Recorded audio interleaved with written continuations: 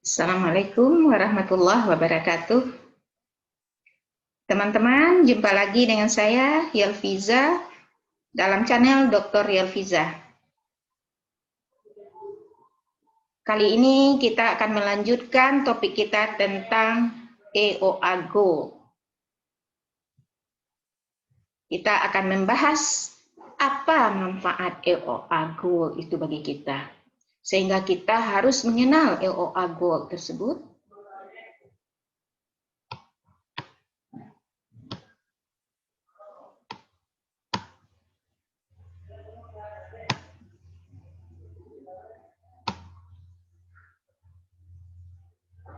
Nah, ada 14 manfaat emas. Di antaranya safe haven, harga cenderung naik, zero inflation, tabungan, ya, atau merupakan aset terbaik, hakim yang adil, multiple use, terjauh dari riba, hukum perdata emas, bisa diwariskan, mengontrol sifat konsumtif, pinjaman cerdas, keberkahan emas, wakaf produktif, universal currency. 14 manfaatnya. Namun, untuk video kali ini kita hanya akan membahas satu saja, yaitu mengontrol sifat konsumtif. Ini sangat penting bagi yang masih muda-muda.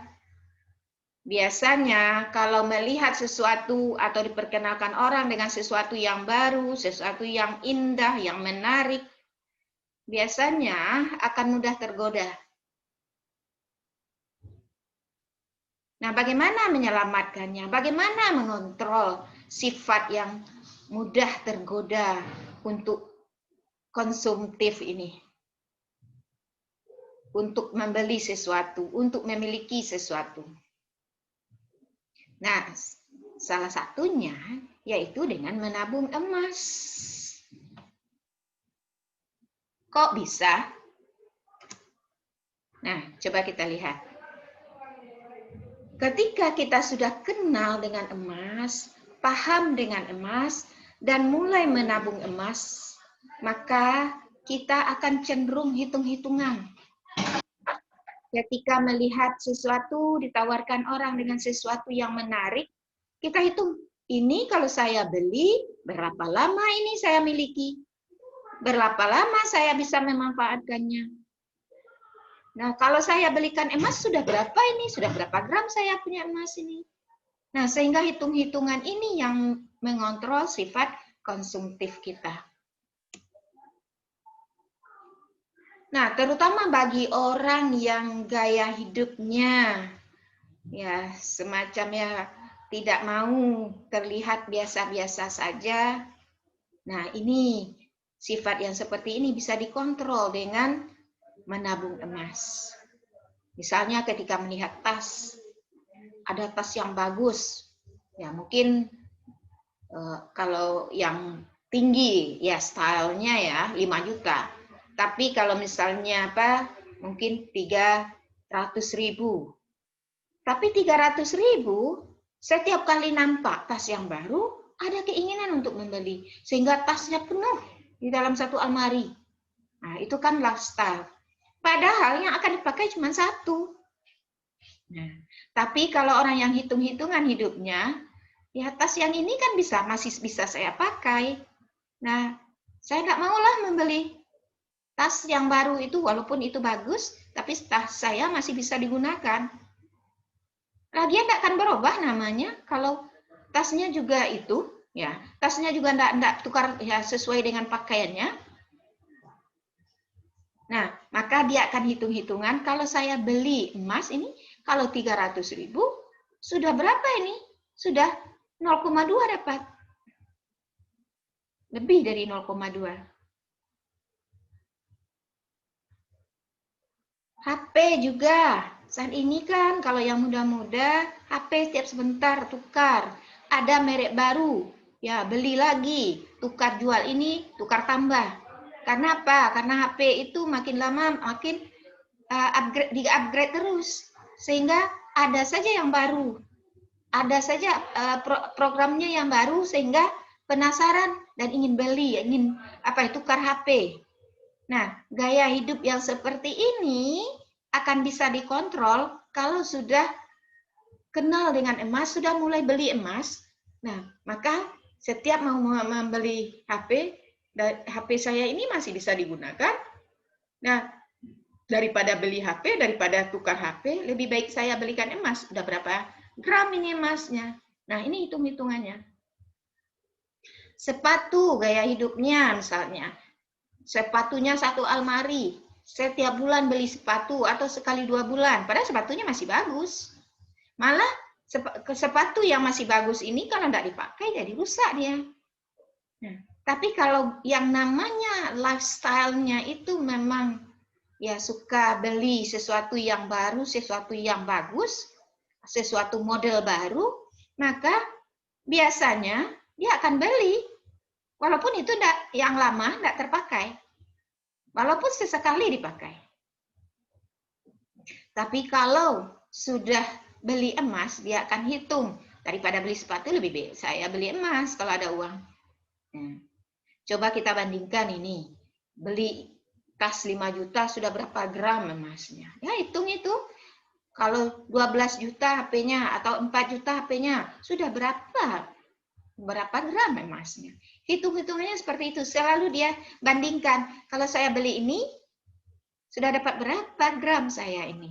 Nah, sehingga dia tidak jadi beli dan dia beli emas jika ada uang. Nah, kemudian kebutuhan hidup, ya, kebiasaan yang seperti ini, ya contohnya kita 12 juta ini.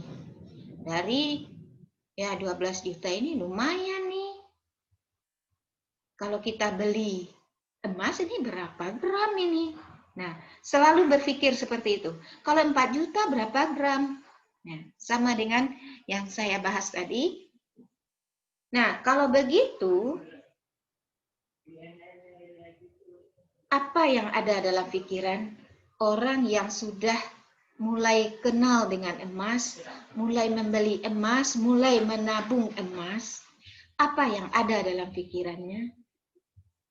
Daripada saya ini terlihat kaya dengan style saya, lifestyle saya yang ya segala wah, segala yang baru,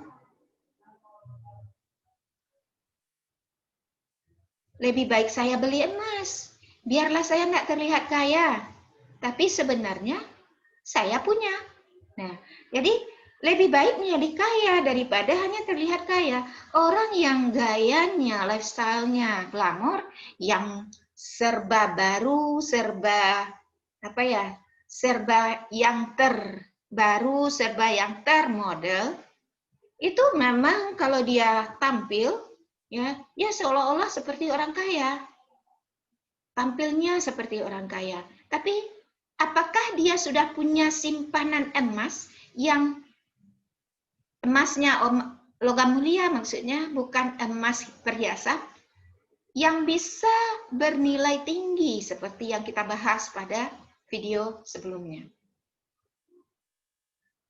Bagi orang yang sudah mulai menabung emas dan sudah ada rasa keinginan untuk memiliki emas lagi, menambah emasnya lagi, menambah terus, maka dia tidak peduli jika orang tidak memandangnya sebagai seorang yang kaya. Dia akan berusaha mengontrol keinginannya, menjaga apa yang akan dia beli, menghitung-hitung apa yang akan dia beli, sehingga semuanya dibandingkannya dengan emas. Kalau saya beli ini, berapa emas ini harganya? Kalau enggak jadi saya beli, saya udah dapat emasnya sekian.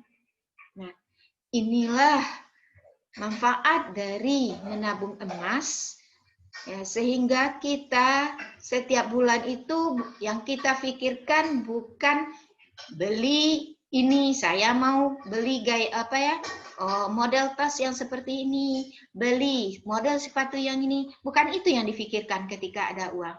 Tetapi ketika dia sudah memiliki uang, dia akan pikirkan berapa gram emas yang akan saya tabungkan. Sehingga dia tidak jadi beli yang lain itu. Nah, akhirnya dia memiliki emas, dia memiliki aset yang nanti bisa dia wariskan kepada anak cucunya. Atau aset yang bisa dimanfaatkan oleh anak-anak dan cucunya. Untuk sekolah, ya, untuk biaya pendidikan, untuk rumah, untuk beli mobil, ya, dia bisa menggunakan tabungannya untuk semua itu. Nah, inilah salah satu dari manfaat emas. Sehingga kita ya tidak menghabiskan uang kita untuk hal yang mubazir. Karena kalau kita beli terus, sementara yang kita beli sudah menumpuk di rumah, dan itu kapan dipakai? Yang kita pakai cuma satu. Kapan kita pakai? Akhirnya yang tersimpan itu rusak. Nah, jadinya mubazir. Nah, tapi kalau emas tidak akan pernah mubazir. Bisa kita manfaatkan kapan saja. Nah, inilah manfaat bahwa dengan menabung emas kita bisa mengontrol hawa nafsu kita. Ya, keinginan. Karena memang keinginan ini selalu ya mudah dipengaruhi. Ya, tapi bagi orang yang sudah senang menabung emas, dia bisa mengontrolnya. Nah, orang akan merasa rugi. Ini kalau dia sudah mulai menabung emas, sudah mulai mencintai emas. Dia akan merasa rugi ketika ingin membeli ini itu tanpa tujuan yang jelas. Jadi kalau dia membeli sesuatu, memang itu karena kebutuhan, bukan karena keinginan. Karena kesadaran ekonominya langsung menghitung kesimpanan emas. Dia langsung bandingkan dengan emas, seperti yang saya ceritakan tadi.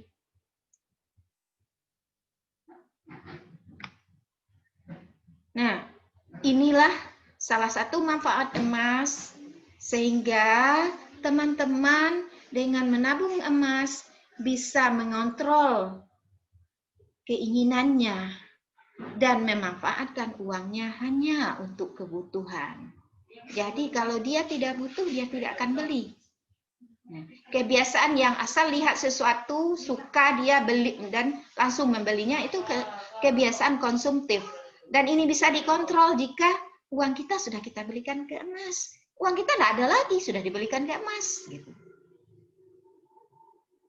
Semoga video ini bermanfaat dan bisa membuat teman-teman yang mengurangi sifat konsumtifnya dan bisa menabung.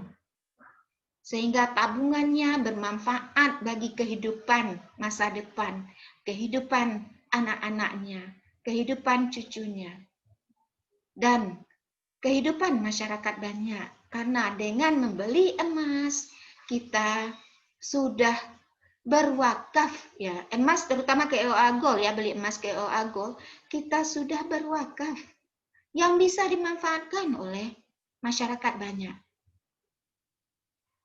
Ya, semoga video ini bermanfaat. Wabillahi taufik wal hidayah. Assalamualaikum warahmatullahi wabarakatuh.